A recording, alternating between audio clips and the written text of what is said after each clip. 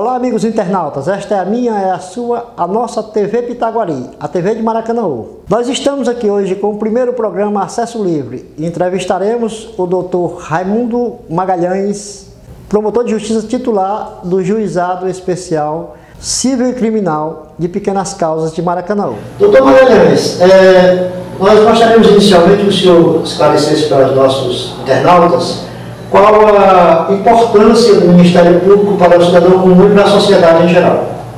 O Ministério Público, tradicionalmente, não só no Brasil, em todo o mundo, ele tem a função de ser o órgão acusador, de ser o titular da ação penal.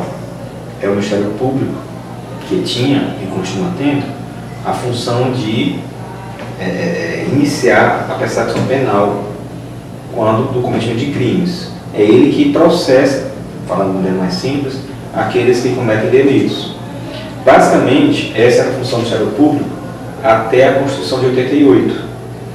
A nossa Constituição Federal de 88, de outubro de 1988, alargou muito as funções do Ministério Público.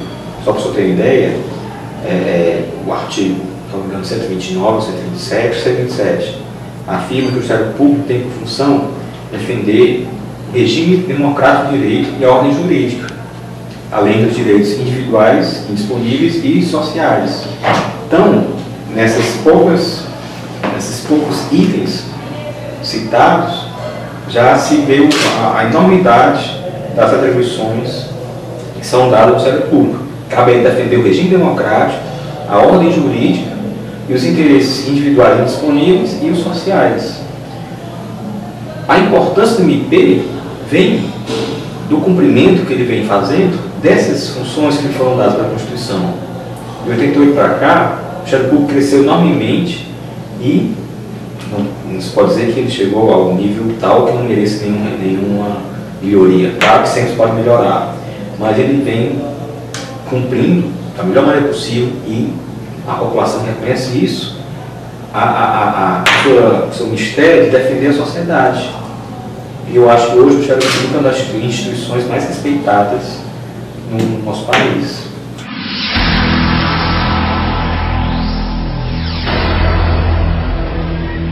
Doutor Magalhães, como o cidadão deve proceder na busca de seus direitos e como ele chegaria até o Ministério Público para fazer valer os seus direitos? Qual seria o procedimento e o caminho?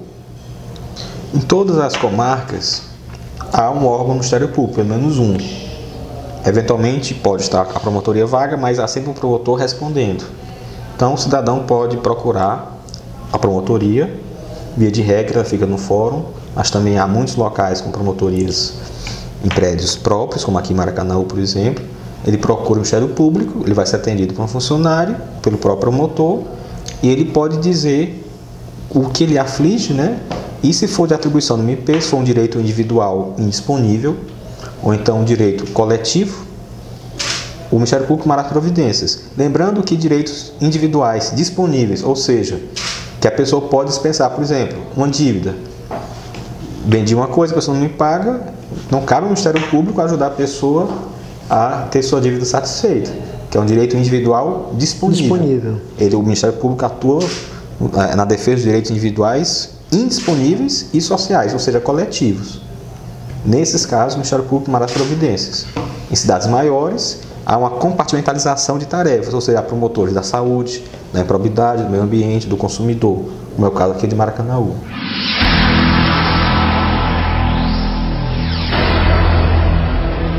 Doutor Magalhães, sobre a atuação do Ministério Público, ele na qualidade de fiscal da lei, guardião da sociedade, e também de primar pelos preceitos que regem a administração pública. Então, muitas vezes se tem, de certa forma, como dá-se a entender que fica parecido como se fosse uma interferência entre poderes. Por exemplo, na atuação do Ministério Público, no sentido de fazer cumprir, valer os preceitos da administração pública pela administração como um todo.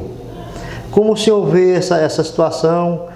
Se o senhor já chegou até o senhor algum tipo de crítica nessa natureza? O Ministério Público já foi atacado e atualmente ainda é às vezes, porque ele cumpre sua função. De lembrar que o Ministério Público sozinho, ele não tem o poder de embargar uma obra, de suspender uma licitação. Ele sempre provoca o judiciário. Ele pode até fazer acordos, né? Mas são coisas consensuais, são TACs, por exemplo. Mas sempre que o Ministério Público não consegue, na via consensual, resolver os problemas, que ele entende colocar as coisas nos termos legais, se não for possível isso, ele ajuiza uma ação e cabe ao judiciário deferir ou não o pleito do Ministério Público.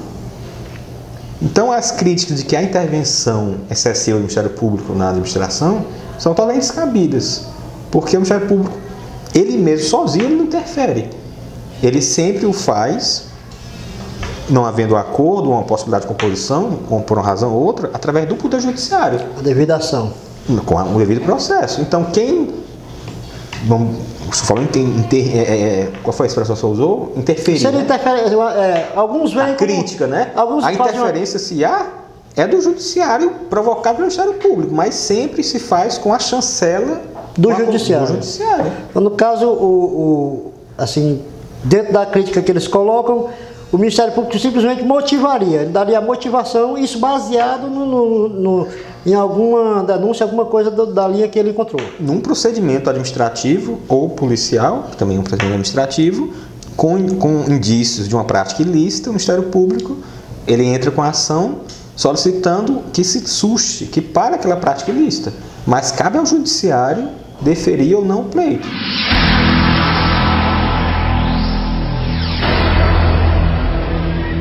Agora, recente, no final do ano passado, nós tivemos, por conta daquelas manifestações populares, se não me engano, da PEC 37, que era uma forma de restringir a atuação do Ministério Público. Então, aquela fase foi superada e não logrou êxito. E agora, recente, no final do ano, nós vimos aí a aprovação de uma resolução do Tribunal Superior Eleitoral, na mesma linha, não na mesma proporção, mas no sentido de restringir a atuação do Ministério Público Eleitoral em relação a processos, a denúncias de questões eleitorais. Segundo essa resolução, somente poderá o Ministério Público fazer alguma denúncia nesse sentido ou entrar com processo mediante autorização do Judiciário Eleitoral. Como o senhor vê essa questão? Eu não tive acesso ao teor da decisão do TSE, mas pelo que foi exposto pela imprensa, é um grande retrocesso, além de, data vênia a opinião dos ministros do TSE, acredito eu, inconstitucional, porque a própria Constituição Federal prevê que cabe ao Ministério Público instaurar ação penal e requisitar inquérito policial. Então, se a Constituição permite, acredito eu, repito, data vênia, que o TSE não pode proibir o Ministério Público de requisitar, por exemplo, inquérito policial eleitoral. Isso sim, na verdade seria, se a súmula nesse sentido, seria uma forma de contrariar os próprios preceitos constitucionais. Sim, que o MP é o titular da ação penal e, dentre as suas atribuições, está de requisitar um inquérito policial, instaurar inquérito civil público, ação civil pública, ajuização civil, diga. Outra questão também que envolve muitos comentários e que a gente discute muito, inclusive nos corredores acadêmicos, é sobre a questão do segredo de justiça e do sigilo. Vê-se muito por aí falar em segredo de justiça, e aí os princípios, os preceitos básicos, pelo menos o que superficialmente que a gente vê, seria a proteção da intimidade da família, da vida, inclusive, a preservação. Mas o que a gente vê hoje é, por exemplo, geralmente processos de âmbito político que envolvem situações políticas de condutas administrativas são, em sua grande maioria, decretados, tornados sigilosos ou decretados segredo de justiça, dependendo do caso. E aí, nessa situação, a gente vê que parte das informações desse processo, eu não sei se a expressão seria essa, vazam para a imprensa, para a mídia de um modo geral, e aí são dados divulgações, são divulgados conteúdos desses processos, geralmente digamos assim, acontece isso em relação ao réu. Diante dessa situação, primeiro, por que isso ocorre, já que o processo tramita na órbita da justiça, protegido, amparado por digamos assim, uma determinação judicial? Por que isso acontece, como ocorre e como o senhor vê isso? Se traria algum prejuízo para o processo, para os envolvidos, inclusive para os próprios órgãos responsáveis pelo processo, no caso Judiciário e Ministério Público que acompanha? Como ocorre, eu não posso afirmar, porque os casos que eu sei também, como o senhor sabe pela imprensa, acontecem em órgãos distintos, na Justiça Federal, Estadual, eventualmente, não sei se houver um caso na Justiça do Trabalho. Então são órgãos distintos, às vezes inquéritos da Polícia Federal mesmo, antes de serem ajuizados, não serem enviados ao Ministério Público, já alguns vazam. O certo é que falta a devida punição àqueles que vazam que não devia ser vazado, né? Falta o controle dos órgãos, de maneira genérica, né? Se a Secretaria de Justiça o acesso ao processo deveria ser restrito a determinadas pessoas, para poder depois haver o controle de quem teria vazado a informação. Mas aí eu só posso afirmar que cabe a cada órgão, né, aos suas corregedorias, seus controles internos, verificar como se deu esse vazamento e quais as pessoas que tinham acesso às informações. Eu não posso realmente me imiscuir nesses assuntos e emitir opinião sobre o que eu não tenho conhecimento, não vi os processos específicos. Eu sei que falta controle interno, né, dos órgãos, e falta provavelmente punição a quem o fez, né, porque a impunidade é que gera a reincidência. Isso. Muitas vezes, inclusive, por exemplo, o próprio advogado de uma das partes, por interesse, né, mesmo sobre o sigilo, o advogado, as partes não podem deixar de ter acesso, isso faz parte do princípio legal do processo, eles têm que acompanhar, então pode acontecer dos próprios advogados em determinados casos. Né? Então essas seriam conjecturas que não adianta não adianta conjecturar, se não sabe, até seria leviano. Né? Então, doutor, finalmente, para nós passarmos por nossos internautas, hoje nós temos um problema muito sério de ocupação indevida de espaço público, calçadas, alamedas por ambulantes, os próprios comércios, onde tem calçadas, eles ocupam esses espaços. E aí parece-me que recentemente, salvo engano, semana passada, em Fortaleza e Maranguape, o Ministério Público solicitou uma audiência pública para debater o assunto. Aqui em Maracanã nós temos essa problemática e assim, em algum momento os promotores de justiça chegaram a conversar sobre esse assunto, se existe alguma pretensão, digamos assim, uma intenção de fazer alguma coisa no sentido do que foi feito lá em relação a Maracanaú? Não houve nenhuma representação nesse sentido aqui em Maracanaú de ocupação irregular de espaços públicos. Como não foi levado nada até nós, onde eu tenho conhecimento, o que eu posso dizer é que cabe em cada município essa fiscalização da ocupação. Tanto a ocupação que ocorre em praças, vários camelôs, vários ambulantes ali dentro, como também uma ocupação mais comum do comerciante que estende a sua área, né, pela calçada e pelas cadeiras. O que eu posso dizer é, se a pessoa se sente prejudicada porque a sua calçada a sua vizinhança, um comerciante, um dono de churrascaria está ocupando o espaço público, ele pode fazer uma denúncia tanto na prefeitura, que cabe ao poder municipal de cada cidade regular isso e coibir, quanto ao Ministério Público, que vai com certeza provocar o município a tomar providência. Se há uma ocupação diária, todo dia à noite o cidadão ocupa ali uma área que não podia ocupar, o Ministério vai tomar as providências quando provocado e tiver conhecimento.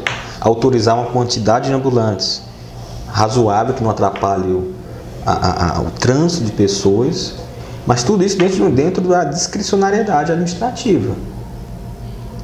É o que eu posso dizer sobre isso. Então essa questão seria um poder discricionário do município, e aí nesse caso o Ministério Público, em relação principalmente aos espaços públicos ocupados por ambulantes. Vamos citar um exemplo prático aqui, no calçadão ali da Avenida 7, no Gereissati, entre outros locais aí, onde é um espaço de calçada que deveria ser usado por pedestres e tudo, todos ocupados. Nesse caso, o Ministério Público ele não tem uma ingerência, digamos assim, um poder de chegar e tentar via o próprio Ministério Público tomar iniciativa sem ser provocado nesse caso. Pode fazer como foi o caso, por exemplo, pública, a audiência pública de Maranguape, Fortaleza? Pode fazer uma audiência pública visando o bom andamento do tráfego na área, do trânsito de pedestres. Pode fazer uma audiência pública e chamar o município e talvez uma associação de ambulantes ou alguns representantes deles e tentar chegar a um acordo, uma audiência pública, chegar a um consenso do que seria mais adequado para cada caso específico para a cidade. Doutor Magalhães, nós agradecemos ao senhor e deixamos aqui o espaço para o senhor fazer suas considerações finais. Eu que agradeço a oportunidade e gostaria só de ressaltar que o Ministério Público cumpre seu papel, sempre, como toda instituição, tudo que é feito pelo ser humano é passível de melhoras, mas procura cumprir seu papel e é muitas vezes vítima de críticas infundadas, como a que ele interfere em outros poderes. O Ministério Público interfere em poder algum. Tudo que ele faz, ele faz geralmente através do Poder Judiciário. Ele requer o Judiciário através de uma ação, pede uma liminar, uma atestação de tutela, mas tudo com a chancela do Judiciário. Ele, por si só, ele faz recomendações, se porventura não atendidas, podem redundar em ações, mas as ações são sempre dirigidas ao Poder Judiciário. Que é quem tem o poder. Que é quem vai dirimir, em última instância, todas as controvérsias e as lides no Brasil.